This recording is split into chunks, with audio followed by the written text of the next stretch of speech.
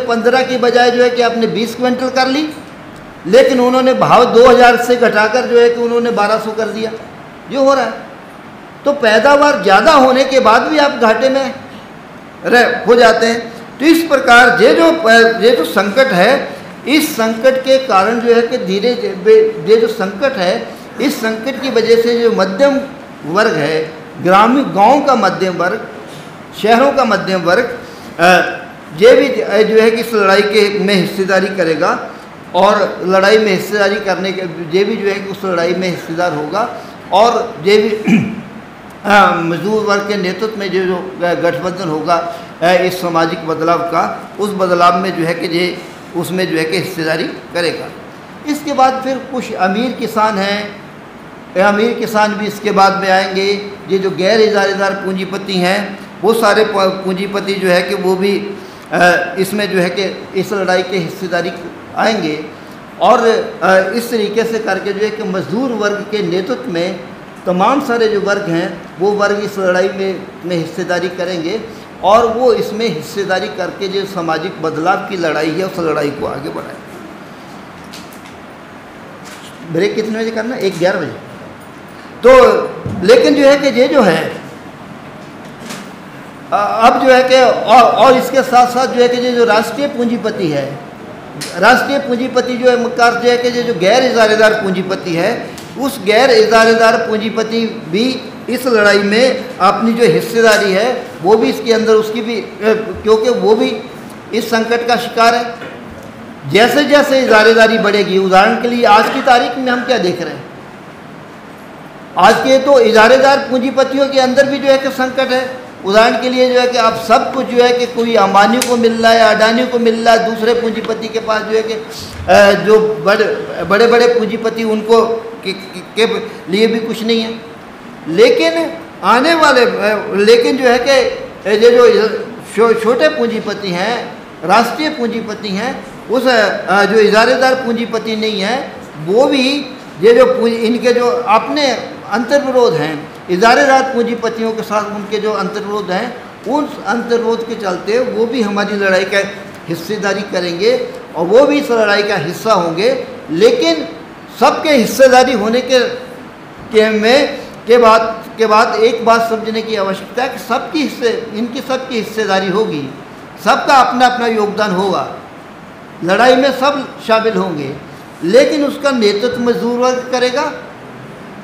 नेतृत्व किसी दूसरे का नहीं होगा, उसमें नेतृत्व की बराबरी नहीं होगी, वो मजदूर वर्ग का होगा, क्योंकि मजदूर वर्ग ही समाज को आगे ले जाने की जो है कि उसके पास दृष्टि है, उसके पास वो है सब सोच है। और उसका जो वो होगा, जो निकटतम सहयोगी होगा, वो निकटतम सहयोगी कौन होगा? वो होगा ग्रामीण सरवारा, खेत मजदूर और गरीब किसान जो है कि वो इसका जो है कि निकटतम सहयोगी होगा। अब जो है कि इसके बारे में जो है कि ये आगे की थोड़ा सा बात करें कि ये जो सब करना है हम अपने देश के अंदर, तो अब उसमें जो है कि हम सुबह से जब से हम कह रहे हैं कि मजदूर वर्ग इसका नेतृत्व करेगा, तो मजदूर वर्ग नेतृत्व कैसे कर लेगा? मतलब ऐसा तो नहीं होगा कि किसान जो है कि अब चले आए, उनको पता पड़ जाए कि हमें बहुत परेशान हो जाए और परेशान होकर जो है कि आके कह दें कि सीटू के नेताओं को ढूंढते हुए आए कि भाई साहब बहुत संकट में आ गए, अब तो जो है कि हमें समाधान चाहिए, आप हमारा नेतृत्व करो, अब तो क्रांति कर डालो। ऐसा तो नहीं होगा। अगर नेतृत्व करना है तो नेतृत्व करने का अर्थ जो है कि उसके लिए मजदूर वर्ग को पहले तो अपने आप को संगठित करना होगा, और अपने आप को संगठित करने के साथ साथ उसको जो है कि अपना जो निकटतम सहयोगी है उसको संगठित करने की, उसमें मदद करनी होगी, उसको संगठित करने की जो भूमिका है वो भी उसको निभानी होगी। इसलिए अगर नेतृत्व करने का अर्थ ये है कि उसको अपने शोषण के खिलाफ भी लड़ना है, अपने शोषण के खिलाफ लड़ते लड़ते उसको जो है कि और अपने आप को संगठित करते हुए अपनी जो वर्गीय चेतना, उस वर्गीय चेतना को बढ़ाते हुए उसको समाज के जो बाकी के जो शोषण का शिकार तबके हैं उन तबकों को भी लामबंद करना है। उनको भी बताना है कि आपकी गरीबी का कारण क्या है, उनको भी बताना है कि उनके शोषण का कारण क्या है, उनको भी बताना है कि वो इस लड़ाई में, और उनको बताना है कि आपको अगर शोषण इससे मुक्ति चाहिए तो फिर आपको इस लड़ाई का हिस्सा बनना पड़ेगा, इस व्यवस्था के खिलाफ लड़ना पड़ेगा। इसलिए मजदूर वर्ग के पास दोहरी जिम्मेदारी है। एक जिम्मेदारी तो अपने आप को संगठित करने की है, और दूसरी जिम्मेदारी बाकी के जो तबके हैं, ग्रामीण गरीब हैं, उनको संगठित करना पड़ेगा। खेत किसान हैं तो उनको संगठित करने में जो है कि उनकी मदद करनी पड़ेगी। उनके जो मुद्दे हैं उन मुद्दों को लेकर जो है कि लड़ाई जो है कि उसमें शामिल होना पड़ेगा, ताकि जो उनके जो निकटतम सहयोगी हैं, उनके मजदूर किसान की जो एकता, वो एकता मजबूत हो सके। वो लड़ाई जो है कि वो जो है कि एक ताकत के रूप में आ सकें। और फिर उसके साथ समाज के जो दूसरे तबके हैं, मध्यम वर्ग है, उसके रोजगार का संकट है, छोटे व्यापारी है, उसका सवाल है, उस सवाल को लेकर जो है कि वादा व्यापार के खिलाफ जो लड़ाई है, उस लड़ाई को भी हमको लड़ना है। ये जो बाज़ार के अंदर जिस प्रकार जो है कि बड़े पूंजीपति जो है कि जिस प्रकार जो है कि छोटे व्यापारी को उससे जो है कि उसका रोजगार छीनने की जो वो लड़ाई चल रही है, कि जो कोशिश चल रही है, उस कोशिश के खिलाफ भी हमको लड़ना है। तो मजदूर वर्ग को सिर्फ अपनी लड़ाई नहीं लड़नी है। नेतृत्व करने का अर्थ ये है कि उसको अपनी लड़ाई लड़ते हुए, अपने आप को संगठित करते हुए, अपनी ताकत को मजबूत करते हुए, उसको मजदूरों के ग्रामीण सरवाला को संगठित करना है, उसको ग्रामीण गरीबों को संगठित करना है, मध्यम वर्ग की जो लड़ाई है, उस लड़ाई में उनके जो सवाल है, उन सवालों को लड़ना है। इस तरीके से उन सब की लड़ाई का नेतृत्व करते हुए, उनकी लड़ाई की मदद करते हुए, स्वाभाविक रूप से जो है कि वो है स्वाभाविक रूप से जो है कि उस लड़ाई का नेता बनना है। वो और वो जो नेतृत्व है, वो नेतृत्व जो है कि तभी हम उसको जो है कि वो मजदूर वर्ग उसको हासिल कर पाएगा, अगर जो है कि हम अपनी मांगों के साथ साथ जो है कि बाकी की जो राजनीतिक मांगे हैं, वो बाकी के जो वर्ग हैं, उन बाकी के वर्गों की जो लड़ाई है, उस लड़ाई को अगर हम लड़ेंगे तभी जाकर जो है कि हम ये जो लड़ाई है, उस लड़ाई को आगे बढ़ा सकते हैं। अब जो है कि ये जो मजदूर वर्ग को जो लड़ाई है, उस लड़ाई में जो है कि हमें 5 तरह की सवाल हैं, 5 तरह के मुद्दे हैं, जिन मुद्दों के आधार पर जो है कि हमें लड़ना पड़ेगा। जब मजदूर वर्ग अपने आप को संगठित करता है, तो अपने आप को संगठित करते हुए 5 तरह के मुद्दे हैं, जिन मुद्दों को लेकर जो है कि हम लड़ते हैं। वो पहली बात यह है कि जैसे हम सुबह से कह रहे हैं कि ये जो राजसत्ता है, ये राजसत्ता इजारेदार पूंजीपति वर्ग के हाथ में है। लेकिन अब इजारेदार पूंजीपति कौन है? वो तो पहले टाटा बिरला होते थे। हाँ, वो पहले टाटा बिरला हुआ करते थे। अब टाटा बिरला की वजह जो है कि अब अंबानी अडानी आ गए, दूसरे पूंजीपति आ गए। तो लेकिन इसका अर्थ क्या है? इसका अर्थ यह है कि पूंजीपति की जो राजनीतिक ताकतें हैं, राजनीतिक दल हैं, जो उनका प्रतिनिधित्व करते हैं, वो सत्ता के अंदर होते हैं। उनके माध्यम से जो है कि वो अपनी ताकत, उसके माध्यम से जो है कि सत्ता पे नियंत्रण करते हैं। आज़ादी के बाद लंबे समय तक कांग्रेस इजारेदार पूंजीपतियों का नेतृत्व करती थी, और वो सब सारी जो जितने भी हमारे देश के इजारेदार पूंजीपति थे, वो उसके साथ हुआ करते थे। और हमारी लड़ाई जो है कि राजनीतिक रूप से जो है कि कांग्रेस के खिलाफ हुआ करती थी, इजारेदार पूंजीपति के खिलाफ हम लड़ते थे, कांग्रेस के खिलाफ हुआ करती थी।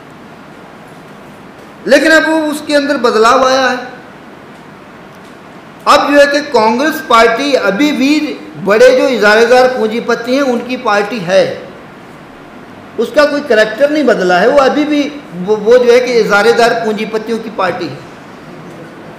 लेकिन इजारेदार पूंजीपतियों की एक इस बीच जो है कि उसमें ये जो पिछले 50 साल तक उसका जो राज रहा, उस राज में उसके खिलाफ जो असंतोष आया, उस असंतोष से जो है कि जनता जो उससे अलग हुई।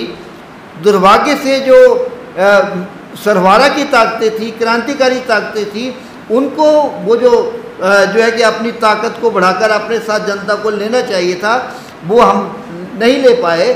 उसका फ़ायदा उठाकर ये जो एक दूसरी एक राजनीतिक ताकत जो है कि भारतीय जनता पार्टी के रूप में सत्ता में आई। और अब जो है कि अब वो इजारेदार जो पूंजीपति, उन पूंजीपतियों की सबसे बड़ी स्वाभाविक पार्टी है वो। अभी जो है कि आप सब लोग देख रहे हैं कि किस तरीके से जो जितना भी जो पैसा फंड मिल रहा है, इलेक्टोरल बॉन्ड से जितना भी पैसा मिल रहा है, उसमें से 90% से ज़्यादा पैसा सिर्फ ऐसे भारतीय जनता पार्टी को मिल रहा है। तो पूंजीपति सबसे ज़्यादा पैसा उसको दे रहे हैं क्योंकि वो स्वाभाविक रूप से उनकी पार्टी है। तो इसलिए, लेकिन जो है कि वो जो भारतीय जनता पार्टी है उसके बारे में हमारा मानना ये है कि वो सिर्फ दूसरी पार्टियों की तरह से, दूसरी राजनीतिक बुर्जुआ पार्टियों की तरह से, कांग्रेस पार्टी की तरह से सिर्फ इजारेदार पूंजीपतियों की का प्रतिनिधित्व करने वाली पार्टी ही नहीं है। वो एक ऐसी पार्टी है जिस पार्टी का नियंत्रण एक फांसीवादी संगठन राष्ट्रीय स्वयंसेवक संघ करता है। वो एक ऐसी पार्टी है जिस पार्टी का जो है कि डेमोक्रेसी में किसी प्रकार का विश्वास नहीं है। वो एक ऐसी पार्टी है जिस पार्टी का लोकतंत्र में, हमारे देश के संविधान में, हमारे देश का जो फेडरल स्ट्रक्चर है, संघीय ढांचा है, उसमें किसी प्रकार का कोई विश्वास नहीं है। धर्मनिरपेक्षता में किसी प्रकार का कोई विश्वास नहीं है। तो इसलिए राजनीतिक रूप से जो हमारी लड़ाई होगी, वो लड़ाई इस समय ये होगी कि किस तरीके से जो है कि हमें ये जो आज ये जो राजनीतिक पार्टी सत्ता में है, उस राजनीतिक पार्टी के खिलाफ हमें अपनी लड़ाई को लड़ना है। राजनीतिक रूप से वो जिस प्रकार जो है कि हमारे मेहनत का जनता की सांप्रदायिकता के आधार पर हमारे देश की जो वर्गीय एकता तोड़ने की कोशिश कर रही है, उसके खिलाफ हमें अपनी लड़ाई लड़ना है।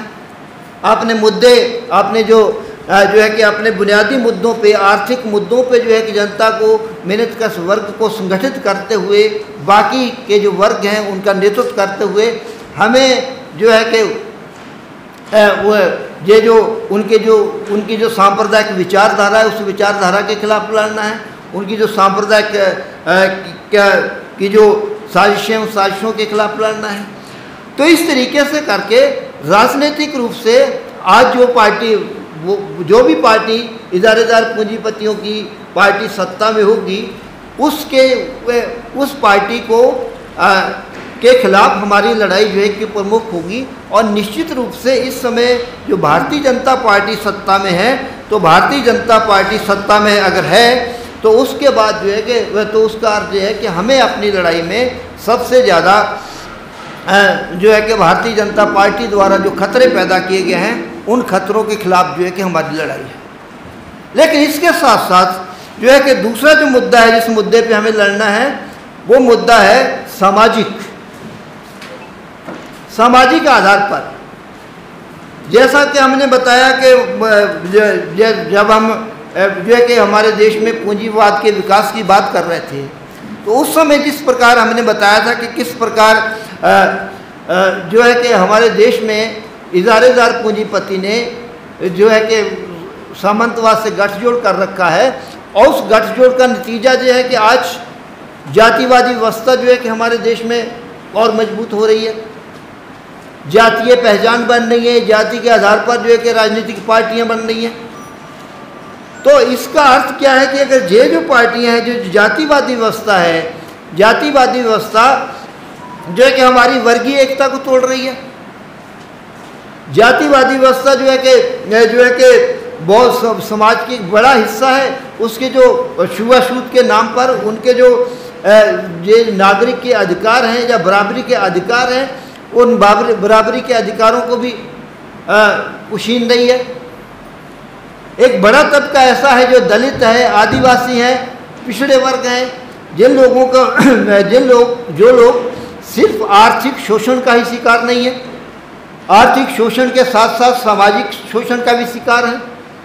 तो ये जो आर्थिक शोषण का शिकार तबके हैं, ये जो के साथ साथ सामाजिक शोषण का शिकार तबके हैं, चाहे वो दलित हों, चाहे वो आदिवासी हों, चाहे वो अछूत हों, इनकी जो मांगे हैं, इनके जो बराबरी के हक हैं, इनको लड़ाई भी हमको लड़नी है। इनकी लड़ाई अगर हम लड़ेंगे तभी हम जो अपनी वर्गीय एकता जो बनाना चाहते हैं, तभी हम वर्गीय एकता का निर्माण कर पाएंगे। तभी हमारी उसी के आधार पर जो है कि हम ये जो वर्गीय एकता को तोड़ने के जो राजसत्ता के जो खतरे हैं, उन खतरों का मुकाबला कर पाएंगे। क्योंकि जब मैंने शुरुआत में बताया कि किस प्रकार ये जो ताकतें हैं, ये ताकतें जो है कि इनका इस्तेमाल ये जो भेदभाव हैं, जातीय भेदभाव हैं, उनका इस्तेमाल पहले हमारी वर्गीय एकता को तोड़ने के लिए करती हैं, उसके बाद जो है कि अपने शोषण को बरकरार रखने के लिए करती हैं, और अब जो है कि राजनीतिक सत्ता पे नियंत्रण करने के लिए भी उनका इस्तेमाल करती हैं। इसलिए ये जितने भी ये जो सामाजिक मुद्दे हैं, उन मुद्दों के खिलाफ लड़ना, उनको संगठित करना, उनके साथ कॉमरेड बादल जो है कि शाम के समय इस पर और ज़्यादा विस्तार से बात करेंगे। ये जो सवाल हैं, इस सवालों पे लड़ने की भी हमारी ज़रूरत है। तीसरा जो है कि इसके साथ साथ जो प्रश्न है, वो प्रश्न जो है कि जो इसके साथ साथ कि हमें इनके साथ ये जो लैंगिक सवाल हैं, महिलाओं के जो मुद्दे हैं, वहाँ पर जो गैर बराबरी का जो प्रश्न है, उस गैर बराबरी के सवाल को भी मेहनत का जनता को लड़ना पड़ेगा। उस लड़ाई को भी जो है कि हमें जो है कि अपने उस सवाल को उठाना पड़ेगा। इस तरीके से करके जो है कि हमें ये जो सारे सवाल हैं, उन सारे सवालों को उठाना पड़ेगा, जिनका मैंने जिक्र किया कि सबसे पहले हमारे आर्थिक सवाल जो है कि उसके बाद जो हमारे राजनीतिक सवाल, राजनीतिक के बाद हमारे सामाजिक सवाल, सामाजिक सवालों के बाद जो है कि हमारे ये जो वैचारिक है, वैचारिक के बारे में जब बात करते हैं कि वैचारिक सवाल क्या होंगे, उसमें दो तरह के सवाल हैं। एक तो अपनी जो विचारधारा है, मजदूर वर्ग की जो विचारधारा है, उसकी जो विचार को आगे ले जाने वाली विचारधारा है, उस विचारधारा को जनता के बीच में ले जाना। और दूसरा, समाज के अंदर जो समाज विरोधी विचारधाराएं हैं, क्रांति विरोधी जो विचारधाराएं हैं, उनका जो समाज के ऊपर असर है, उस असर को ख़त्म करना, उसको कम करना, ये हमारा जो है कि ये हमारा काम है। और इसलिए जो है कि वो काम भी जो है कि हमको करना पड़ेगा। इसलिए वैचारिक रूप से हमें अपनी विचारधारा को आगे बढ़ाना है, मेहनत कश जनता की जो विचारधारा है उसको आगे बढ़ाना है। और ये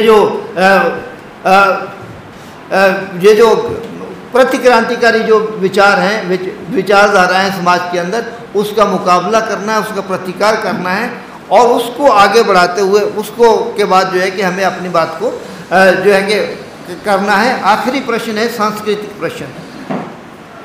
सांस्कृतिक प्रश्न का अर्थ यह है कि इसको समझने की आवश्यकता है। हमारे बगल में एक सामाजिक बदलाव हुआ चीन के अंदर, और चीन के बदलाव के जो नेता थे माओ जे-तुंग, उन्होंने कहा कि ये जो लड़ाई है, बदलाव की जो लड़ाई है, क्रांति की लड़ाई, ये सिर्फ सड़कों पर नहीं लड़ी जाएगी, ये हर मोर्चे पे लड़ी जाएगी।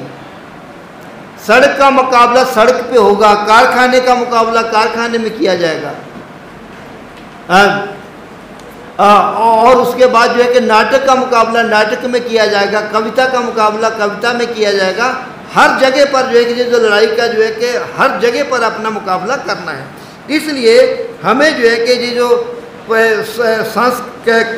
सांस्कृतिक लेवल पे के मोर्चे पर जो बड़ी जिस प्रकार के हमले हो रहे हैं, उन हमलों का मुकाबला किए जाने की भी ज़रूरत है। और उसके लिए जो है कि हम अपने आप पे गर्व कर सकते हैं कि भक्ति आंदोलन के बाद इस देश के अंदर जितने भी सांस्कृतिक आंदोलन हुए, चाहे वो प्रगतिशील लेखक संघ के नाम पे हुआ हो, चाहे जो है कि इप्टा के नाम पर हुआ है, उस सब का नेतृत्व जो है कि मेहनत का जनता ने, क्रांतिकारी पार्टियों ने, क्रांतिकारी विचारधारा ने किया है। इस तरीके से जो 5 मोर्चे हैं, इन 5 मोर्चों पर हमें अपनी लड़ाई को लड़ना है और उसको लड़ते हुए हम अपनी जो लड़ाई है उस लड़ाई को आगे बढ़ा सकते हैं। तो कॉमेड जो है चाय के ब्रेक से पहले अपन लोग चर्चा कर रहे थे कि किस तरीके से जो मज़दूर वर्ग है, मज़दूर वर्ग को दूसरे वर्गों को भी संगठित करना पड़ेगा और दूसरे वर्गों के साथ साथ कौन से 5 काम हैं, उन कामों के बारे में भी अपने चर्चा की। एक चीज़ और है जिस चीज़ को समझने की आवश्यकता है कि जब हम वर्गों के बारे में बात करते हैं तो हमने जो मज़दूर वर्ग तो समझ में आता है। जब किसानों के बारे में बात की कि किसान की एकता की बात की, मज़दूर किसान एकता की बात की, तो किसान के बारे में एक समझने की आवश्यकता कि किसान कोई अपने आप में वर्ग नहीं है, किसान एक समुदाय है और वो समुदाय कई वर्गों के बीच में बटा हुआ है। उसको समझना बहुत ज़रूरी है, तब जाकर जो है कि हम समझ पाएंगे। एक तो ग्रामीण सरवारा है जिसके बारे में हमने बात कर ली, वो तो सही बात है कि खेत मजदूर है। उसके बाद गरीब किसान है, मझोला किसान, मध्यम किसान है, उसके बाद अमीर किसान है, फिर जमींदार किसान है। और इसलिए ये जितने भी किसानों के बीच में अलग अलग तरह के श्रेणी विभाजन है, वर्गीय विभाजन है, उन विभाजनों के हिसाब से उन सब की जो भूमिका है वो भूमिका अलग अलग है। अब जो छोटा किसान कौन है, बड़ा किसान कौन है, मध्यम किसान कौन है, इसके बारे में जो है कि अगर सरकार की परिभाषा को देखा जाए तो सरकार की परिभाषा अलग अलग है।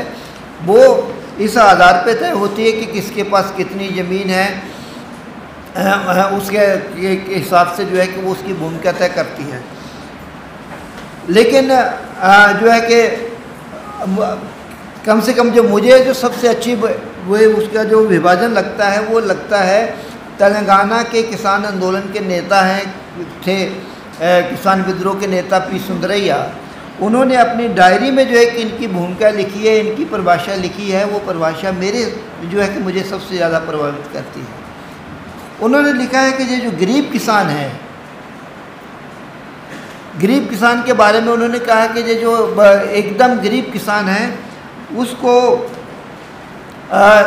जो है कि कितनी भी अच्छी फसल हो, उस फसल के बाद जो है कि उसको जो है कि फसल के बाद भी वो जब साल भर में जो है कि उसमें मेहनत करेगा, मेहनत करने के बाद जब फसल आएगी तो फसल के बाद वो घाटे में ही रहेगा और उसको अपने खेत के साथ साथ जो है कि दूसरे के खेत में काम करना पड़ेगा। वो गरीब किसान है। उस किसान से थोड़ा सा ऊपर उठा हुआ जो किसान है वो किसान ऐसा है जिसको उन्होंने कहा कि छोटा किसान, जो गरीब किसान के बाद जिसको उन्होंने छोटा किसान कहा है। छोटा किसान की परिभाषा देते हुए उन्होंने कहा है कि छोटा किसान वो है अगर उसके घर में बारिश अच्छी हो गई, मौसम विपरीत नहीं हुआ, फसल अच्छी हो गई, तो वो जो है कि साल भर में मेहनत करने के बाद ना तो घाटे में जाएगा ना नुकसान में जाएगा। वो जो है कि उसका जो है कि गुजारा चल जाएगा। अगर बारिश अच्छी होगी, मौसम अच्छा होगा, फसल ठीक ठाक हो गई, विपरीत परिस्थितियाँ नहीं हुई, तो वो छोटा किसान है। लेकिन अगर परिस्थितियाँ विपरीत हैं, मौसम ख़राब है, बारिश की वजह से बारिश नहीं हुई या बेमौसम बरसात होगी, फसल बर्बाद होगी, तो वो घाटे में चला जाएगा।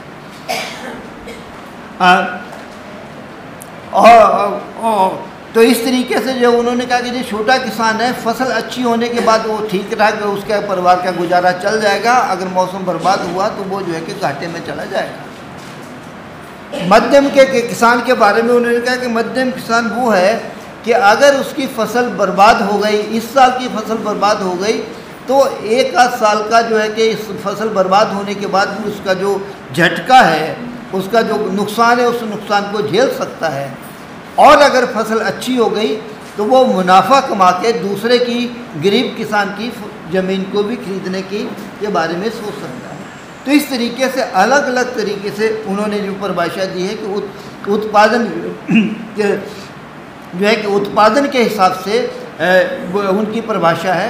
उनके ये जो सरकारी परिभाषा, जिस तरीके से सरकार ने परिभाषा दी है ज़मीन की मलकियत के हिसाब से, उन्होंने मिल्कियत को नहीं बताया, का आधार नहीं बनाया है, उत्पादन को आधार बनाया है।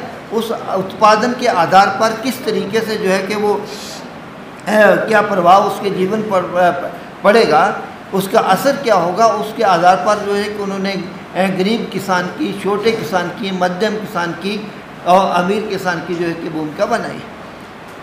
और इसलिए जो है कि जब हम जमींदार की बात करते हैं तो जमींदार के बारे में अब जो पुरानी जिस प्रकार की जमींदारियाँ थी वो वैसी जमींदारियाँ आज की तारीख में नहीं मिलती। लेकिन इसका अर्थ नहीं है कि जमींदारी ख़त्म हो गई। अब जमींदारी जो है कि अलग अलग तरीके से जो है कि अब जिम्मेदारी जो है उसका जो है कि वो लैंडलॉर्ड जिसको हम कहते हैं, अब जो है कि लैंडलॉर्ड का अर्थ बदल गया है और ज़्यादा व्यापक हो गया है।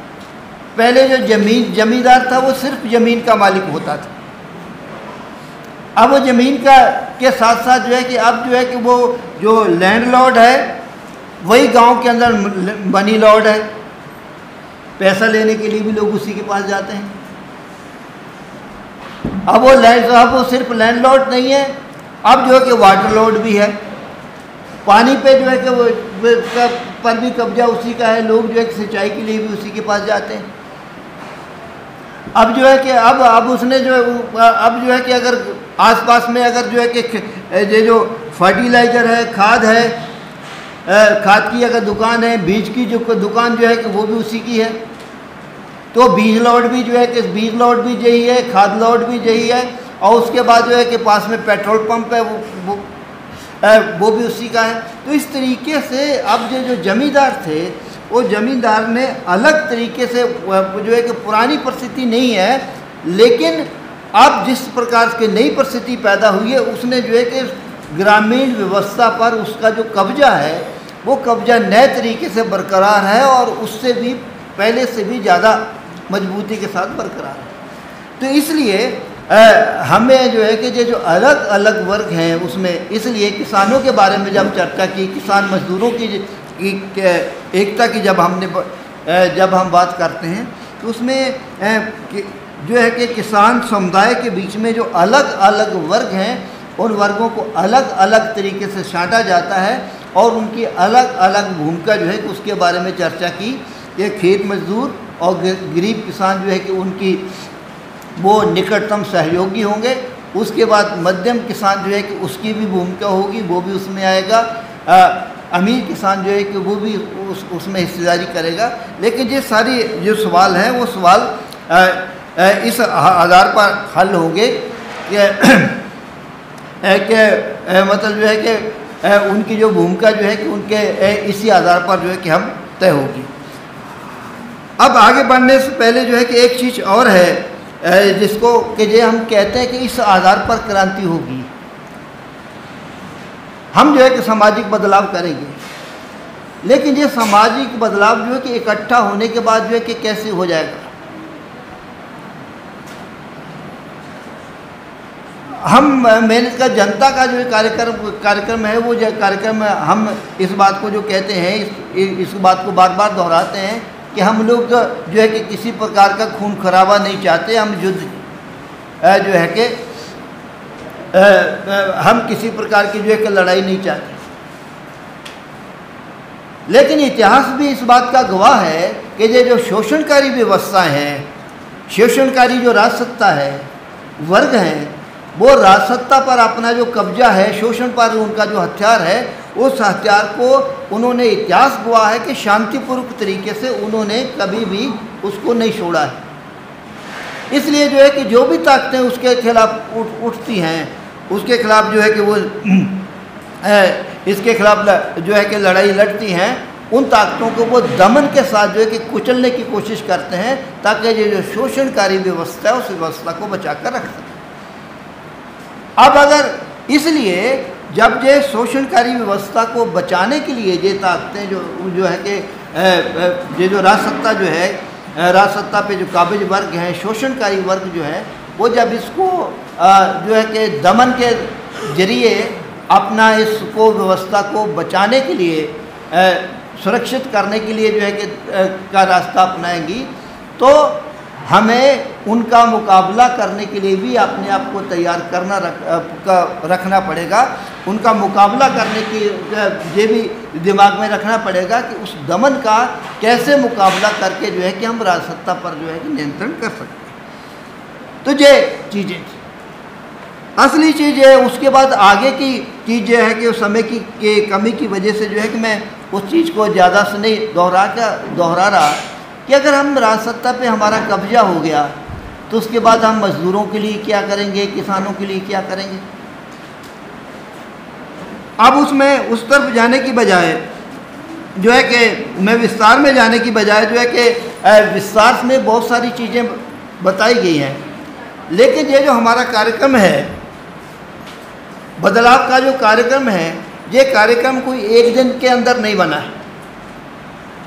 इस कार्यक्रम को जो है कि इसलिए जो है कि इस कार्यक्रम में के लिए भी लंबे समय से ये जो आज़ादी का जो हमारा संघर्ष था, उस संघर्ष से जो मेहनत का जनता की जो मांगें थी, मेहनत का जनता के जो अनुभव थे, उनकी जो इच्छाएं थी, आकांक्षाएं थी, उन इच्छाओं, आकांक्षाओं और ज़रूरतों के हिसाब से जो है कि ये जो हमारा कार्यक्रम बना। इसलिए जो है कि अगर हम जो है कि भगत सिंह ने जो अपनी जो Hindustan Republican socialist party, socialist army के नाम से जो पार्टी गठित की, और उस समय जो है कि उन्होंने कहा कि हमारी क्रांतिकारी पार्टी का काम क्या होगा, वो मुद्दे क्या होंगे। उन्होंने जो है कि उसमें 8 मुद्दे दिए थे अपने, कि हम जो है कि हमारी पार्टी अगर कि जब हिंदुस्तान रिपब्लिकन सोशलिस्ट आर्मी जो है वो अगर सत्ता में आएगी तो वो इस देश के अंदर क्या करेगी। हमने जो कार्यक्रम है, इस कार्यक्रम के अंदर जो है कि जो चीज़ें हैं वो उन्हीं का विस्तार किया गया है। मैं इसलिए जो है कि इसको दोहराना नहीं चाहता, समय की कमी की वजह से साथियों को निवेदन है कि 10 रुपये की पुस्तक है, आपको विस्तार में पढ़ना चाहिए। लेकिन वो जो 10 मुद्दे हैं, वो 8 मुद्दे हैं, वही 8 मुद्दों का विस्तार है। वो 8 मुद्दे क्या हैं? भगत सिंह ने कहा था कि हमारी पार्टी अगर सत्ता में आएगी तो पहला काम हम ये करेंगे कि सामंतवाद का खात्मा करेंगे। और जो सामंतवाद का खात्मा जो है कि हमने क्या कहा कि अगर सामाजिक बदलाव लाना है तो हमारे जो 3 दुश्मन में पहला दुश्मन कौन है? एक दुश्मन कौन है? सामंतवाद। तो वो भगत सिंह भी कह रहे हैं कि सामंतवाद का खात्मा करना है। दूसरा उन्होंने क्या कहा? दूसरा उन्होंने कहा कि किसानों का जो कर्ज है उस कर्ज को समाप्त करना है। और वही लड़ाई है जिस लड़ाई को जो है कि हम लोग लड़ रहे हैं। और तीसरा उन्होंने कहा कि भूमि का राष्ट्रीयकरण करना है। हम भूमि के राष्ट्रीयकरण की बात नहीं कर रहे, हम कह रहे हैं कि भूमि सुधार को लागू करना है की बात कर रहे हैं कि जमींदारों से जो ज़मीन है उसको हदबंदी से अतिरिक्त जो ज़मीन है वो ज़मीन लेना है, मूलगामी भूमि सुधार करना है और गरीबों में, भूमिहीनों में और गरीब किसानों के बीच में जो है कुछ ज़मीन को बांटना है। चौथा सवाल क्या उन्होंने भगत सिंह ने कहा कि उनकी पार्टी ने कहा कि हमारा चौथा मकसद है कि हम आवास की गारंटी जो है कि सबको देंगे, वही हमारी मांग है। और पांचवा उन्होंने कहा कि किसानों पर जितने भी लगने वाले टैक्स हैं सिर्फ एक टैक्स रहेगा रेवेन्यू का, बाकी जितने भी टैक्स हैं वो सारे टैक्स जो है कि ख़त्म किए जाएंगे। छठवां उन्होंने कहा कि जितने भी कारखाने, सारे कारखानों का राष्ट्रीयकरण किया जाएगा। जो हम कह रहे हैं कि उत्पादन के साधनों पर समाज की बात हो, जो भगत सिंह दूसरी बात को कह रहे हैं कि किसानों का जितने भी कारखाने उस कारखानों का राष्ट्रीयकरण किया हो। सातवीं बात उन्होंने कही कि काम के घंटे जो है को सुनिश्चित किए जाएंगे। 8 घंटे की बात नहीं है उसमें, लेकिन उन्होंने कहा के काम के उन्होंने जिस समय में कहा था उस समय तक जो है कि वो इतनी बड़ी मांग बन के नहीं निकली थी, लेकिन उन्होंने कहा कि काम के घंटे जो है को सुनिश्चित किए जाएंगे। तो इस तरीके से अब हम कह रहे हैं कि अब जिस तरीके से जो है कि काम के घंटों पर हमला हो रहा अपन सब जानते हैं। और 8वीं बात उन्होंने कहा कि सबके लिए शिक्षा एक समान होगी और सबके लिए मुफ्त शिक्षा की व्यवस्था की जाएगी। ये 8 कार्यक्रम है जो भगत सिंह ने अपना जो कार्यक्रम था क्रांतिकारी सोशलिस्ट उनके हिंदुस्तान रिपब्लिकन सोशलिस्ट आर्मी का, उस कार्यक्रम के अंदर जो है कि ये मांगे हैं। और उन्हीं मांगों को जो है कि ये जो कम्युनिस्ट पार्टी का जो कार्यक्रम है उस कार्यक्रम में जो है कि विस्तार से बताया गया है कि किस तरीके से करना है। इसलिए जो है कि उसमें मैं विस्तार से नहीं जा रहा। लेकिन भगत सिंह से भी पहले 1913 में एक पार्टी बनी थी, गदर पार्टी। अगर गदर पार्टी का अगर कार्यक्रम देखा जाए तो गदर पार्टी के कार्यक्रम के अंदर भी जो है कि ने भी इन्हीं मांगों को उठाया है। जिन सवालों की हम चर्चा कर रहे हैं, आज चर्चा कर रहे हैं कि हम जो है कि हम ये जो धर्म के आधार पर जिस तरीके से जो है कि ये सांप्रदायिक उन्माद पैदा करने की कोशिश की गई है, तो गदर पार्टी जो है कि 1913 में बनने वाली गदर पार्टी कह रही है कि हमें जो है कि सांप्रदायिक सद्भाव और हमें जो है कि एक धर्मनिरपेक्ष राष्ट्र की का निर्माण करना है। गदर पार्टी के अपने कार्यक्रम में कहा है कि हमें सिर्फ अंग्रेजों को नहीं भगाना है, हमें जो है कि हमें जो हमारे देश के जितने भी राष्ट्रीय संपदा है उस संपदा का राष्ट्रीयकरण करना है और उस पर हमारे समाज का जो है कि उस पर जो है कि पूरे समाज का जो नियंत्रण है वो नियंत्रण स्थापित करना है। तो हमारा जो कार्यक्रम है, ये जो कम्युनिस्ट पार्टी का जो कार्यक्रम है, वो कार्यक्रम सिर्फ कम्युनिस्ट पार्टी के नेताओं के बैठकर उन चर्चा करके या उनके जो है कि से निकला हुआ कार्यक्रम नहीं है। ये कार्यक्रम बड़े अनुभव से और संघर्ष से और हमारे देश के आज़ादी के आंदोलन से निकला हुआ कार्यक्रम है, जिसका जिक्र भगत सिंह के आपने हिंदुस्तान रिपब्लिकन सोशलिस्ट आर्मी के अपने कार्यक्रम में कहा, जिसका गदर पार्टी ने अपने कार्यक्रम में किया। उसके बाद जो है कि जब कम्युनिस्ट पार्टी हमारे देश के अंदर बनी तो उन्होंने भी समय समय पर जो है कि वो कार्यक्रम जो घोषणा की, वो सारी उसके आधार पर जो है कि सारे चीज़ें जो इस कार्यक्रम के अंदर हैं। इसलिए वो क्या क्या करना चाहते हैं, मज़दूरों के लिए क्या करना चाहते हैं, किसानों के लिए क्या करना चाहते हैं, महिलाओं के लिए क्या करना चाहते हैं, नौजवानों के लिए क्या करना चाहते हैं, वो सारी चीज़ें जो है कि उस चीज़ में इसमें शामिल हैं। उनका जो है कि मैं जिक्र नहीं कर रहा। लेकिन कुछ मुख्य मुद्दे हैं जिन मुद्दों पे मुझे लगता है कि अपने को जो है कि चर्चा करनी चाहिए कि हमारी पार्टी क्या करना चाहती है, कि ये जो राज सत्ता है क्रांति के बाद क्या करेंगे। उसमें जो है कि हमारी पार्टी ये ने जो चीज़ें बताई है उसमें जो है कि राजसत्ता का जो स्वरूप है उसको बदलेंगे। अभी ये जो राजसत्ता है जिस वर्गों के हाथों में है उसका जो स्वरूप है वो शोषणकारी स्वरूप है। हम जो है इसको बदल कर जो है कि राजसत्ता पर जब हमारा नियंत्रण होगा तो हम उसका स्वरूप बदलेंगे। फिर जो है कि मेहनतकश जनता के हितों की रक्षा करना जो है कि इस राजसत्ता का मकसद होगा। और ये जो शोषणकारी व्यवस्था है, शोषणकारी जो वर्ग हैं, उन वर्ग का पर नियंत्रित करना, उनके जो है कि मुनाफे को उनका जो शोषण है उस शोषण का दमन करना। फिर जो है कि ये हमारी राजसत्ता का जो मकसद है। फिर जो कानून उस हिसाब से होंगे, फिर हमारी पुलिस उस हिसाब से होगी, फिर हमारी व्यवस्था जो है कि उस हिसाब से होगी। इसलिए जो है कि हम जब इसका की बात करते हैं तो हम कहते हैं कि ये हमारा जो संघीय ढांचा है, फेडरल स्ट्रक्चर है, उसको हम मजबूत करेंगे। अभी जो है ये जो सरकारें हैं, ये सरकारें जो है कि ये जो हम जिस प्रकार जो है कि ये जो वैसे तो कहते हैं कि हम अनेकता में एकता है, और ये जो अनेकता में एकता के आधार पर ये जो हमारा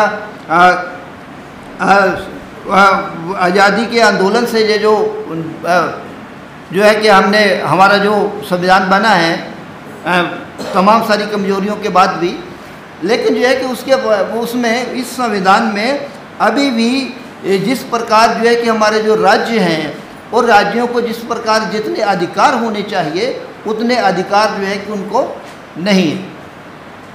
अभी भी जो है कि वहाँ पर निर्वाचित सरकारों के बारे में अभी भी जो है कि निर्वाचित सरकारों को भंग कर दिया जाता है। तो हम जो है कि ये जो राज्यों को अधिक अधिकार देना चाहते हैं, अपना जो संघीय ढांचा उस संघीय जो ढांचा है उस ढांचे को मजबूत करना चाहते हैं। हम जो संसदीय व्यवस्था है, जो चुनाव है, चुनाव प्रणाली में मूलगामी सुधार करना चाहते हैं। अभी जो चुनाव की प्रणाली है वो चुनाव प्रणाली जो है कि अभी जो है कि वो जनता का वास्तविक प्रतिनिधित्व नहीं करती। कई बार ऐसा भी होता है कि मतलब जो है कि कोई भी पार्टी अभी तक जो है कि जो सत्ता में आई है दिल्ली के अंदर, किसी भी पार्टी को 50-51% वोट नहीं मिले। कोई 30% वोट लेके जो है सत्ता में आ जाती है, कई बार कोई 28% लेके 27% वोट मिल जाते हैं और उससे जो है कि 27% उसको मिलते हैं, 73% उसके खिलाफ होते हैं। लेकिन जो है कि उसके बाद भी वो सत्ता में आ जाती है, कह देती है कि जनादेश हमारे साथ। तो इसलिए हम जो कहते हैं कि हम जो है कि हम जो अनुपातिक प्रणाली लागू करेंगे। अनुपातिक प्रणाली का अर्थ यह है कि वो कि जो राजनीतिक पार्टियों को जो मिलने वाले मत हैं उसके आधार पर जो है कि हम जो है कि प्रत्याशी खड़े नहीं होंगे। राजनीतिक पार्टियां जो है कि अपना कार्यक्रम लेके जो है कि जनता के बीच में जाएंगे कि हम मजदूरों के लिए क्या करना चाहते हैं, हम किसानों के लिए क्या करना चाहते हैं, हम जो है कि शिक्षा के क्षेत्र में क्या करना चाहते हैं, स्वास्थ्य के क्षेत्र में क्या सुधार करना चाहते हैं, जनता के क्या जनतांत्रिक अधिकार हैं उनकी कैसे रक्षा करना चाहते हैं, महिलाओं के क्या मुद्दे हैं, महिलाओं को किस तरीके से। तो जनता जो है कि जब राजनीतिक पार्टियां जनता के बीच में अपना कार्यक्रम लेके जाएंगी और हर पार्टी जो है कि एक सूची तय करेगी, अपने उम्मीदवारों की सूची तय करेगी कि हमारे ये उम्मीदवार हैं, दूसरी पार्टी सूची तय करेगी कि हमारे ये उम्मीदवार हैं, और उसके बाद जिस पार्टी को मान लीजिए जिस पार्टी को जितने वो जो है कि जितने प्रतिशत वोट मिलेंगे पूरे देश भर में, उस हिसाब से अगर 20% वोट मिले हैं तो उसकी जो सूची के 20% के हिसाब से जो नंबर आएंगे, जो सूची होगी, उतने लोगों को जो है कि निर्वाचित घोषित कर दिया जाएगा। इससे 2-3 चीज़ें होंगी। इससे एक पहली चीज़ तो ये होगी कि हमारे देश के अंदर ये जो जाति वो है, अब तो मुझे लगता है अब तो मतलब जो है कि हर जो है कि प्रत्याशियों को लगता है कि जो है कि फलाना हमारा सांसद बनने वाला है और वो फलानी जाति का है। तो ये जो जाति को बढ़ावा मिलता है वो जाति को बढ़ावा नहीं मिलेगा क्योंकि पार्टियां कार्यक्रम लेके जा रही हैं, पता नहीं मतलब जो जहाँ से तो कोई प्रत्याशी है नहीं। तो एक तो ये इससे जो है कि एक तो इस पर जो है कि जो जातिवाद को जो बढ़ावा मिलता है वो जो है कि वो बढ़ावा ख़त्म होगा। दूसरा जो गुंडागर्दी को बढ़ावा मिलता है, अभी तो मुझे लगता है कि मैं खड़ा हूँ तो मैं सांसद बनने वाला हूँ या मैं विधायक बनने वाला हूँ, लेकिन उसके बाद तो सूची तय हो जाएगी। तो उससे जो है कि जो गुंडागर्दी होती है चुनाव सुधार, उससे जो है कि उससे जो है कि इस प्रकार जो है कि जो गुंडागर्दी होती है, लोग पैसा देते हैं, दारू पिलाते हैं, उस सारी चीज़ों पे जो है कि वो सारी चीज़ों पे जो है कि नियंत्रण लगेगा। और तीसरा उससे जो है कि उससे हमारे जो संसद है, संसद का जो है कि में जो बहस का सत्र का जो स्टैंडर्ड है वो ऊंचा होगा।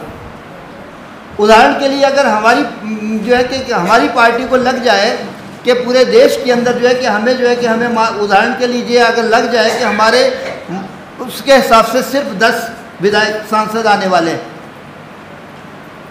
तो फिर हम क्या करेंगे?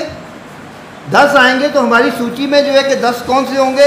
हम पहले तय करके रखेंगे कि इसमें 2 लोग ऐसे होने चाहिए जो मजदूरों के सवालों को सही ढंग से उठा सकें। दो लोग ऐसे होने चाहिए जो है कि एक साथ जो देश की जो विदेश नीति हो, उस विदेश नीति का एक्सपर्ट हो, वो एक व्यक्ति ऐसा होना चाहिए। 2 लोग ऐसे होने चाहिए जो किसान के सवालों को उठा सकते हों, जो सामाजिक, जो शिक्षा के क्षेत्र में, स्वास्थ्य के क्षेत्र में जो एक्सपर्ट हों वो हों। तो सिर्फ हम ही नहीं रखेंगे, दूसरी पार्टियां भी इसी आधार पर लोगों को रखेंगी। तो अभी जो संसदों के अंदर, विधानसभाओं के अंदर जो हो हल्ला होता है, वो हो हल्ला ख़त्म होगा। वहाँ पर जो है कि योग्य लोग पहुँचेंगे और उसके बाद जो है कि फिर वहाँ पर सही ढंग से चर्चा होगी। तो इस तरीके से हम जो है कि जो चुनाव प्रणाली है, उस चुनाव प्रणाली में सुधार लाना चाहते हैं। देश का जो संघीय ढांचा है, उस संघीय ढांचे को जो है कि हम लोग मजबूत करना चाहते हैं। तीसरा जो है कि हम जो है कि भाषा का जहाँ तक सवाल है, हमारी पार्टी ये मांग करती है कि उसके राय है कि ये देश की जितनी भी भाषाएं हैं, सारी भाषाएं बराबरी पर होंगी। और अभी जिस तरीके से अंग्रेजी और हिंदी विभिन्न राज्यों के अंदर समन्वय की भाषा है, वैसा ही रहेगा। किसी एक भाषा को दूसरी भाषा से ऊपर नहीं किया जाएगा। किसी भाषा को आज की तारीख में को राष्ट्रीय भाषा का दर्जा नहीं दिया जाएगा। सारी भाषाएं जो है कि बराबरी पर होंगी। इस प्रकार जो है कि हम हमारे देश का जो संघीय ढांचा है उसका सम्मान करना चाहते हैं। देश की जितनी भी संस्कृतियां हैं उनका जो है कि सम्मान करना चाहते हैं। इस आधार पर जो है कि हम हमारी ये जो लड़ाई है, उस लड़ाई को जो है कि हम आगे बढ़ाना चाहते हैं। अब जो आखिरी में जो सवाल आता है, वो सवाल ये है कि ये सारे काम जब हमको करने हैं तो ये काम करेगा कौन? मजदूर वर्ग के बारे में बात हो गई, दूसरे वर्गों के बारे में बात हो गई, तीसरे वर्गों के बारे में बात हो गई, और हमारे जो दुश्मन हैं, दुश्मनों के बारे में भी बात कर ली हमने। असली सवाल ये है कि जैसे हम अपने दुश्मनों के बारे में बात की, तो दुश्मनों के बारे में बात करते हुए कहा कि राजसत्ता पर इजारेदार पूंजीपति जो है उसका कब्जा है, पूंजीपतियों का कब्जा है। लेकिन उनका कब्जा है तो वो सीधा उनका कब्जा नहीं है, उन्होंने जो है कि उनके राजनीतिक दल हैं, वो राजनीतिक दल के माध्यम से जो है कि वो कब्जा उन्होंने जो है कि कर रखा है। पहले 50 साल तक वो कांग्रेस के माध्यम से करते थे, उसके बाद जो है कि अब जो है कि भारतीय जनता पार्टी आ गई, वो भारतीय जनता पार्टी के माध्यम से उस पर कब्जा कर रहे हैं।